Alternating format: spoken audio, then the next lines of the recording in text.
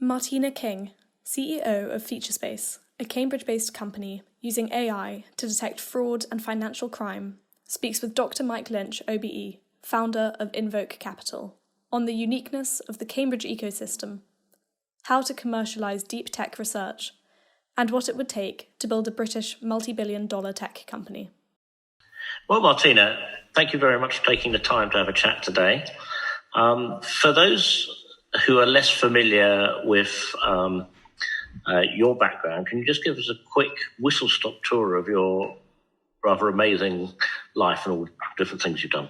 I kind of describe it as I've got three careers. I had two careers before I met Mike Lynch and then one after. And the two before, first one was, commercial really, sales at The Guardian newspaper for 10 years, running large sales teams, then Capital Radio, where I was given my first general management role. So I refer to that as my talent management days.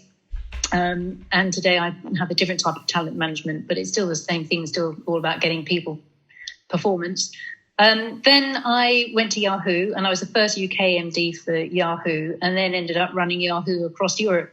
And it was during those crazy days of the hype, the crash, the head scratching, how on earth are we going to make this thing called the internet make any money, which seems utterly bizarre now, doesn't it? But it was true. Oh, yes.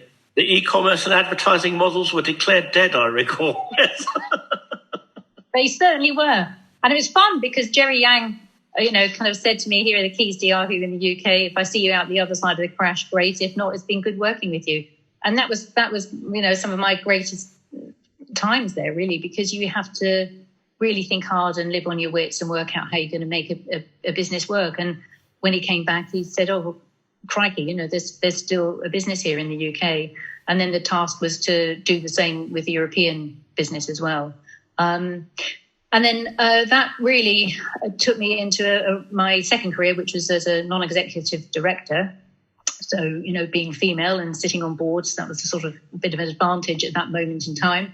But also having the digital experience was very valuable, particularly to more established businesses, some of whom were able to transition and others have still found it incredibly difficult to really embrace that digital world.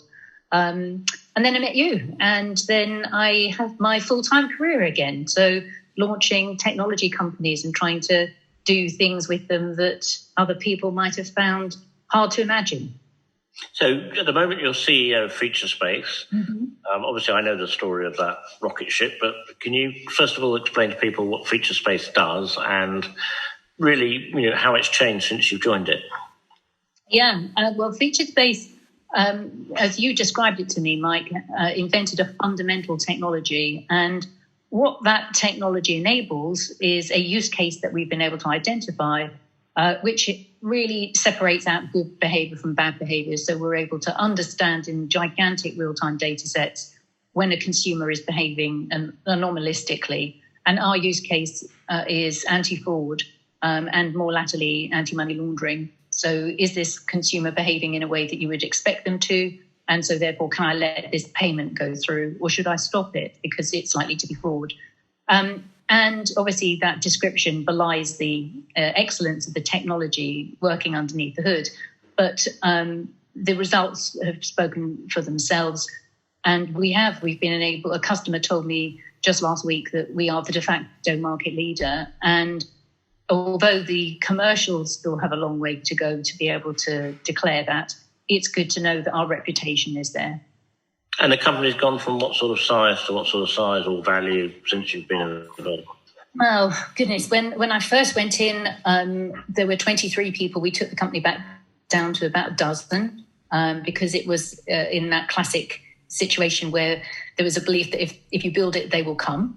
We really needed to pare everything back to ensure we were conserving cash in order to work out the real problem that we could solve in the world, and then build the company based on understanding what that commercial opportunity was.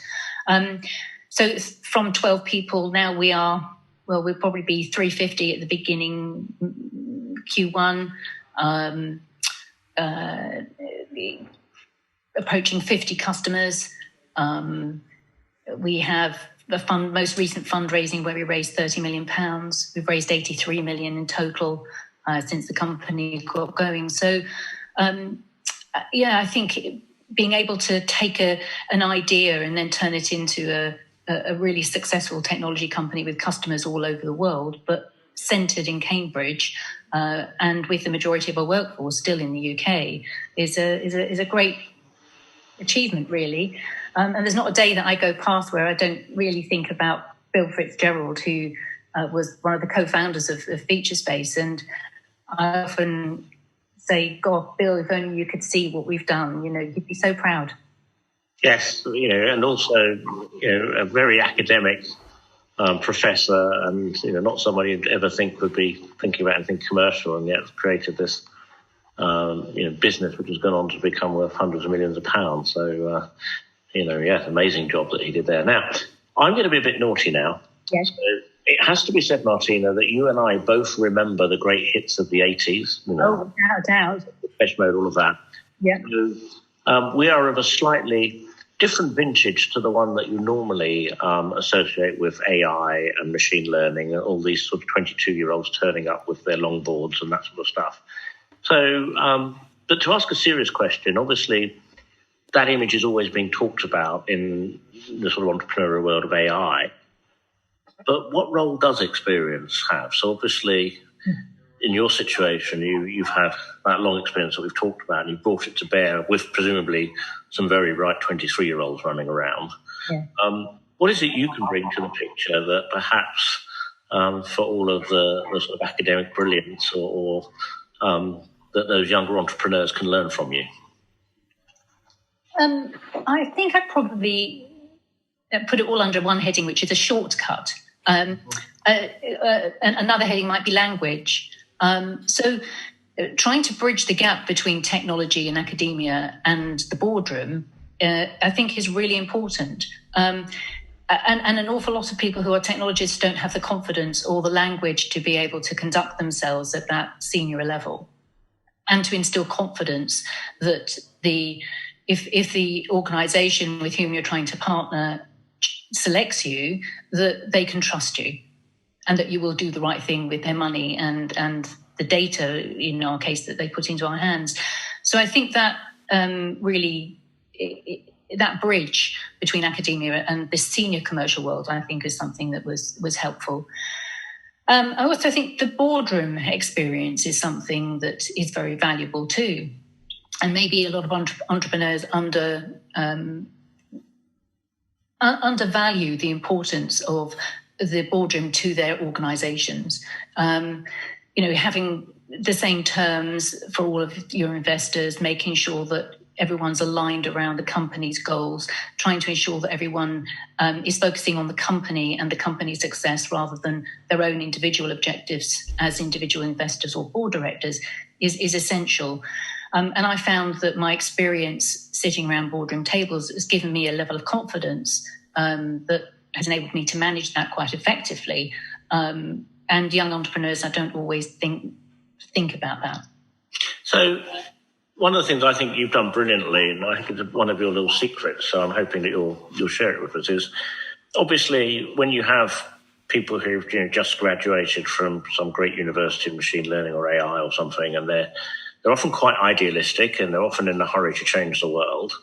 And then you have to come along and, put in the reality of making a business, some of those very exciting things like budgets and things like that. How do you do that without undermining that raw enthusiasm that age group often has and is so important?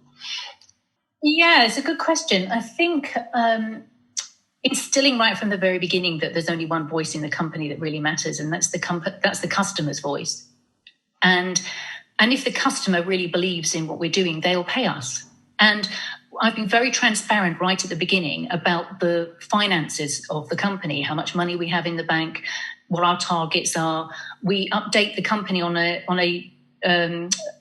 twice a month on all of the finances of the business. I've always really believed that if you're going to hire the best possible people, then you give them all of the information. They're always in charge of their own careers. They can always go and get another job somewhere else. But you want them to feel totally connected to the mission and the success of the business, and you want to share that back with them. So that transparency of progress, I think, is absolutely essential. So focus on the customer and then transparency of the numbers to ensure people feel the ownership and success of the business, because every single person contributes towards it.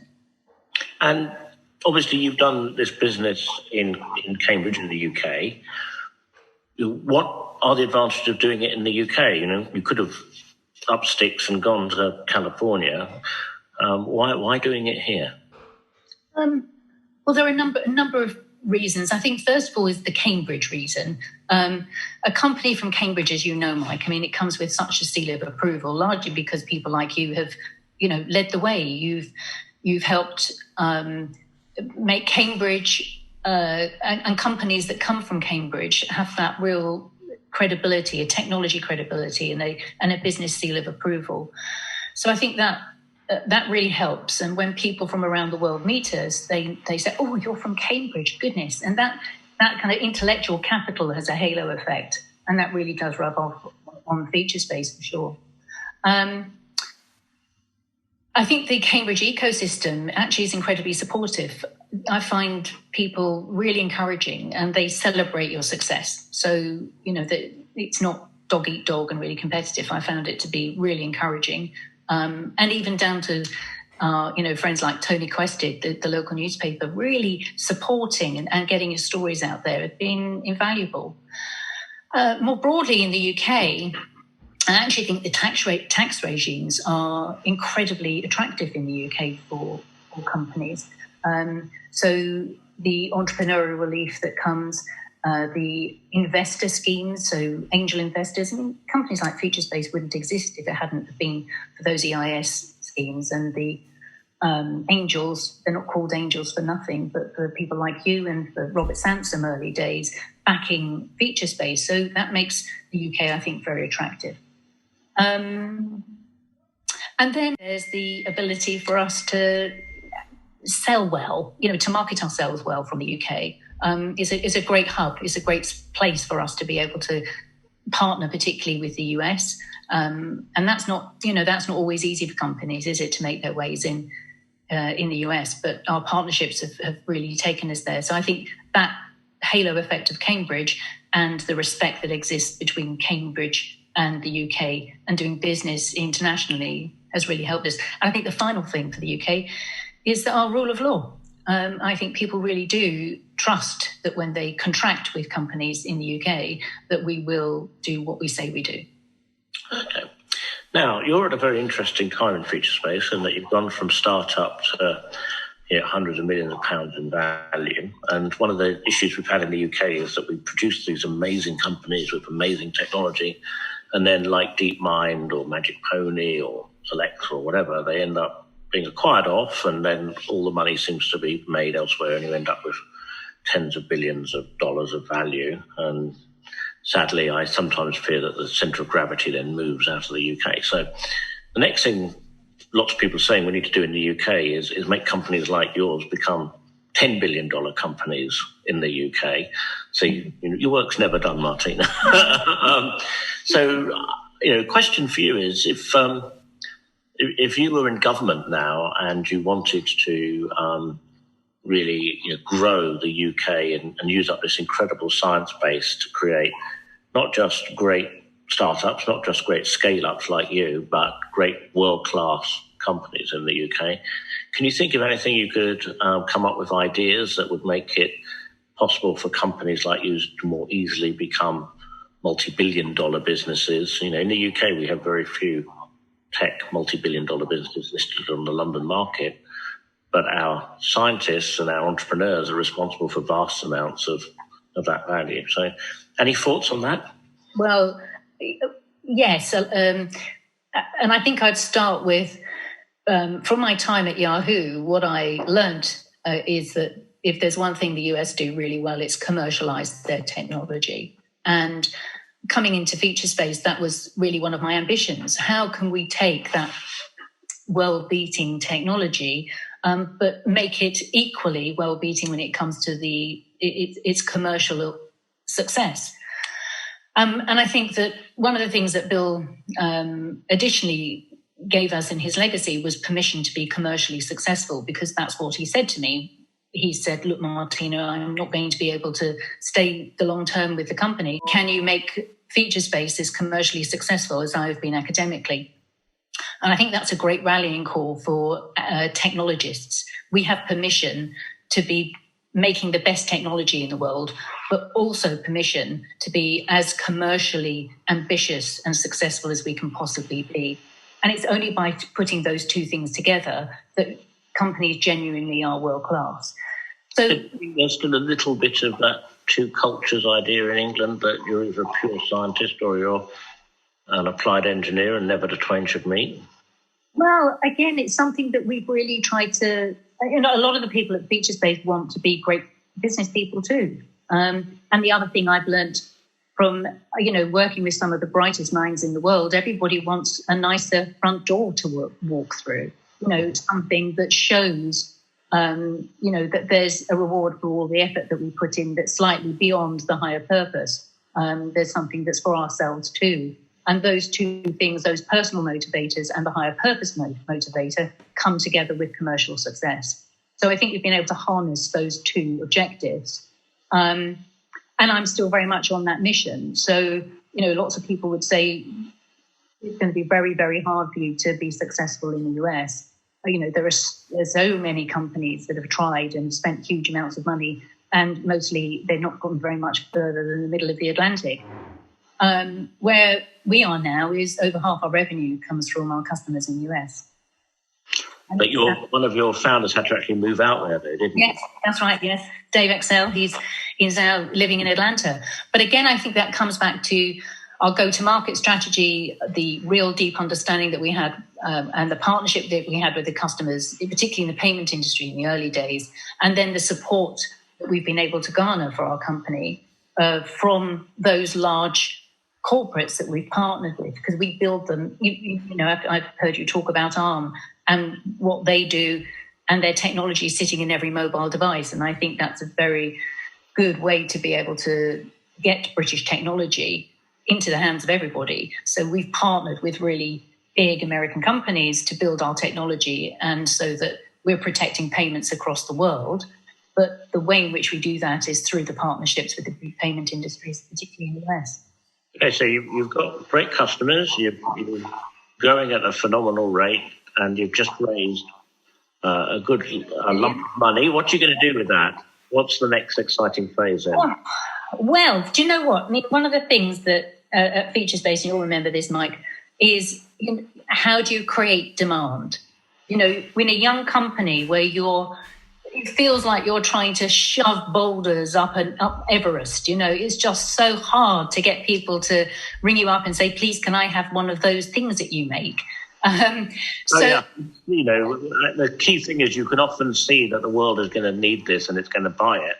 Yeah. But is it going to be tomorrow? Is it going to be 5 years' time? And has to be now. And they might know that they might not know they want it, but then all of a sudden you're able to show them that their world can be massively improved as a result of partnering with your technologies. And then you have other people come along and we've had this at Featurespace. I like their messaging. We'll tell the world that's what we do too. And so therefore you're then in a competitive situation where you've built the best technology, but you've got somebody else who's using the same words. So how do you still have the authenticity, and how do you get to stand out when other people have nicked a lot of your marketing IP?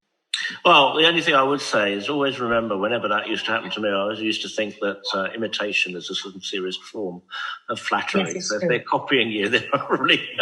The other thing I always used to love is when there'd be some sort of competitive procurement and there'd be 10 companies in it, and you'd have the massive company, and they'd spend all their time criticising you, and you'd realise, well, they're really scared of us, so we've done really well. So, anyway, Martina, I could spend the whole afternoon talking to you, but I need to let you go and carry on all the wonderful things. Can I ask you a question?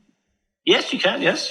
So you have portfolio companies at Evoke, and if not all, certainly the majority of them are run by women. Right. That's a pretty unusual situation. Well, it's actually not in any way intentional. It's the natural outcome of just being gender blind. In that, I think that I see no reason why half of tech businesses shouldn't be run by women. I'm not a great believer in any sort of analysis that says that men and women have different qualities, and therefore the female quality set is better suited to AI or whatever. I just want the very best people, and half of them at least are female, so it naturally comes out in the wash. And I guess you could argue that if there is any bias in tech still left over, then that means that there are some really good people more easily available because they haven't been snapped up by someone who's not that bright, because in some way they're biased against women. So no, I'm completely. It's on the basis of merit and nothing else. Yeah. And the other thing I would say about the various leaders I have who happen to be female is they're all different. They all have different skill sets, and so it's much more about just making sure that you're using all of the brain power that's available out there. One of my favourite quotes recently, I was watching a documentary on Motown and its success, and the character Berry Gordy, who said there was only one colour they ever saw at Motown, and that was the colour of green. Right. Okay. Well, I think on that note, we shall leave it there, Martina. Thanks very much. Thank you so much, Mike. Great to see you.